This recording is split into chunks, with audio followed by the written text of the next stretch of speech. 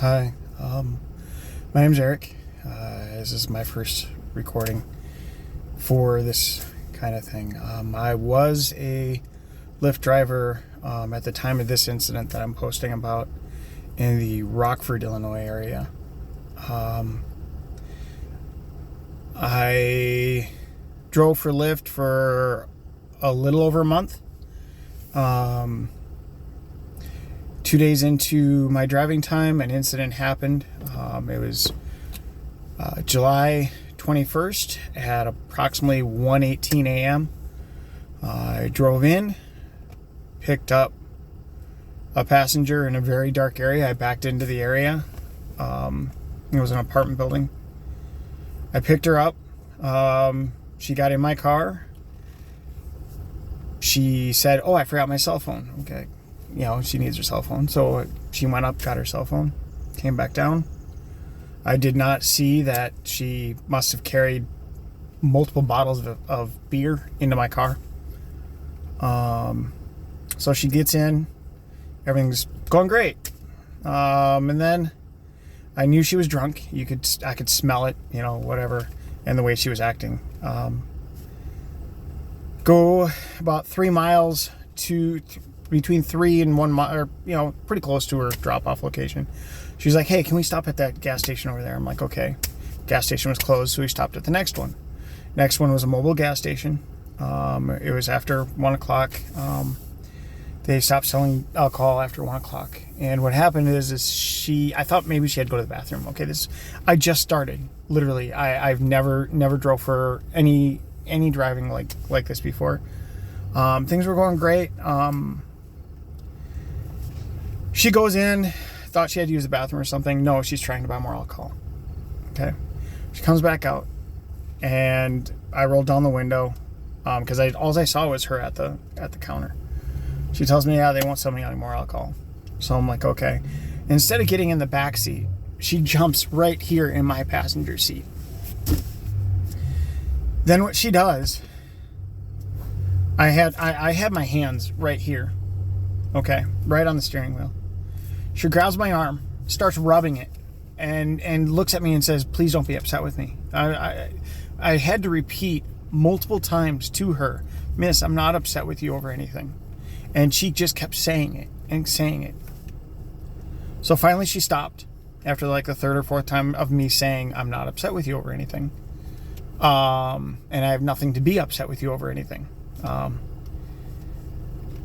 So she starts lighting up a cigarette, and I let her know, "Hey, I don't allow smoking in my car. Sorry." She throws it out the window. I continue driving her to her drop-off location. It's a dark circle. I pull into the driveway. It was a brown residence. I know for privacy reasons I can't disclose certain information. That includes the addresses involved and the people, which I do have, I will admit. She gets this close to me, literally this close to me, grabs my arm, starts rubbing it again, and starts rubbing my chest and stating, "Please don't be upset with me." I'm like, "Miss, I have nothing to be upset with you about. Here is your drop-off location. You have a nice night." She goes to act like she's going to open my door, or open the front door, and says, "I can't get out." Okay. My front doors, you can open them regardless, and it goes right out. Okay. This is a 2016 Honda Fit. Okay. Anybody on most of the cars that are out there, even if the front doors are locked, it opens right up when you pull the handle. Okay. So instead of reaching over, I open up my door, which turns on that light. Okay. Turns on that light. She then goes and says, "Oh, I can get out now." Turns to go out and drops 2 phones. One had an open conversation on it with somebody. The other one had an email. She yells at the person on the phone saying, "I don't want to deal with you right now," hangs up and grabs everything and books out of my car and slams that door. I immediately took off. And when I did that, I saw the beer all over my floor in the back. Okay. I freaked out because I had another ride to get to. I go through, stop at Circle K.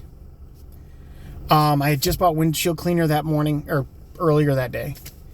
So I'm sitting here using windshield cleaner and everything to get the beer off my mats.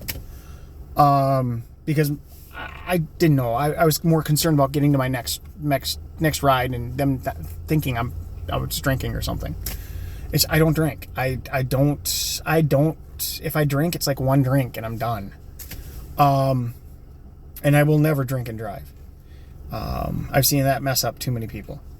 But the thing is Ford Track, a month later, over 500 rides positive with Lyft. I was a 5.0 with Lyft. A month later, I get suspended with Lyft for safety and security violation. Okay? I get one phone call from Tony stating, hey, we're suspending you for this. He wanted my side of the story, okay, and everything, which I started to do it, and I said I have a vehicle camera. I didn't know the dates that he was referring to. I said I had a video, hang on, let me unplug it. A camera, okay. I got this literally the next day after that incident with that lady, because I had to protect myself, because that scared the heck out of me. Somebody gets in my front seat and starts putting their hands all over me, made me feel uncomfortable. But I didn't have that footage, because the email that he sent me was for the 21st of July, and I thought it was for August. No, it was for the 21st of July, which was the day before I put this in my car. I literally got this from Best Buy on the 22nd of July because I literally pretty much got assaulted in my car. Okay, so he suspends me. I'm already driving for Uber as well. So I didn't have any gripes or groans about that, because I was still driving for Uber. Now, I have emailed him multiple times. Not only the statement about what I just told you guys on here, but in regards to everything, like, why is this being held up for so long? Why are you not communicating with me? They would not communicate with me. I got a suggestion to me to stop at the Lyft hub in Chicago. So I drove all the way to Chicago and talked to them. The Chicago office, the Chicago hub is amazing. I love the people there. I've been there twice. And they've both been since then. I did not raise this issue. Like I said, I was a new driver. I didn't know the ins and outs of the system. I didn't know what you were supposed to do. Because she was drunk. People act different when they're drunk, and I didn't want it to ruin her. Okay, now this is ruining me. Because yesterday, or not yesterday, but the day before yesterday, I sent a message to Tony, finally, because literally it's been 3 weeks, almost a month since I got suspended. He has not communicated with me at all. Okay, I've sent multiple emails out. He has not communicated with me at all. I said, I understand you guys are probably, this is probably a permanent deactivation, that you guys are not letting me completing driving on your platform. I am currently driving with your competitor, is what I literally said. I have had no issues. I'm on gold status, which I am. I was 52 points away from getting platinum. I'm at 5.0, like almost 200 rides in. I'm at 5.0. Okay. Literally, I drive with the speed limit. I drive accordingly. I drive with my turn signals, everything. I don't know. I will not let anybody in my passenger seat since at night unless my car is full. I don't care if there's 3 people in the back seat. The third person won't be up here unless it's a 4th person. Or they're really big people, which I have had. But, hey, sometimes you can't help it. Lately, I'm a little bigger. But now, Tony from Lyft because of me sending him that email. And I went in that email said, you were scammed by this person. And I done nothing wrong. And 100% of what I told him was 100% correct. You know what he did? He emails me back stating that I am no longer able to drive on or for Lyft. I am no longer allowed to have any Lyft decals or stickers, which I took those down. I took those down last week. And I took those down and let everybody know why I took those down. I let everybody know about that night, about how I'm being treated like I did something wrong when I had somebody in my car feeling me up. I did nothing except for keep my hands on this thing. And the next day got this because of that incident. Since then, I've also got my tablet here records everything going on in my car. This tablet here records everything going on in the back seat. Besides this being up on my windshield. I don't trust people anymore like this. I need the money, yes. The money is nice. I will admit. In one day, you can make a lot. In one day. But literally, I had over 520 rides with Lyft. I got suspended at a 5.0 status with 520 rides after that incident. And he suspends me without even any inquiry. And now I got suspended from Uber because he reported this to HireRight. And he did this 2 days ago. Yesterday, I got off the phone with HireRight and let them know what was going on. They're doing their investigation now. But my point is this is going to affect me. If this doesn't get taken off my record, I will lose my job. My regular job. I will lose it. Okay? I will lose my apartment that I live in. Because literally my apartment continuously does background checks on people. My life, I didn't do anything to this person except for give them a ride home. Or to wherever they were going. And I get treated like I did something wrong. Where's the justice in that? How come I can get this put on my record without even going to court, without doing anything? Where's the justice? I don't care for money. I don't want money. I just want this removed. Because I didn't do anything wrong. And that person, I've talked to multiple drivers who will refuse to drive in Rockford right now because they want to know the information for that person. And I can't give that to them for that person's protection. Besides that, I don't remember the name. I just know the addresses. And it's just, this is ridiculous. A month later, I get accused of this.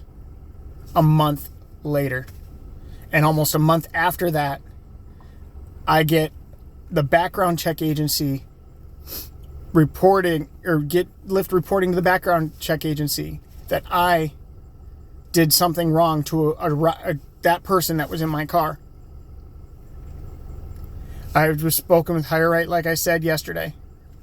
Uber yesterday suspended me, which I can't blame Uber because it's their protection. They have to, because until this is, taken care of. And the bonus about Uber has been amazing. I have had so many great people that I've met. I had great people I met with both platforms, but Uber, I haven't had the issues coming into my car. I've had, it's just been a lot better experience. But there are so many good people out there. And this one person is ruining my life. And I didn't do anything except for give them a ride home or to wherever they were going. I am posting this on YouTube. I don't know my way around this platform as well either. I'm going to try and tag everybody in this. that needs to be tagged. But if anybody knows that sees this video, who should see this, I don't have the money for the attorney to fight this. I don't have the money for anything. 2022 has not been a good year for me. So I would like help if there's anybody out there that can help. I do apologize for bringing this to everybody's attention, but Lyft is not a good company. Or this Tony guy, he didn't listen to anything. I've had a hard time sleeping. I've had a hard time doing everything because of this. In 2 days, I think I've slept maybe 3 hours, 2 hours, because I'm stressed. I don't know what to do. I thank everybody that listens to this point in this video. And I wish you all well. And I will try and post some other stuff when I calm down, because right now I'm a little choked up. I'll post some other stuff later on that was positive, for both platforms, really. There are some good people out there. And there are some people that are going through hard times, and I met a lot of those people, and I felt positive that I was there for them at that time. And I got praised in Lyft, especially, because at Uber I've seen my rating, but I haven't seen any comments. But yeah, justice needs to be done, and I don't know how to do it. I don't want money. I just want my name cleared, and I never want to see Lyft again.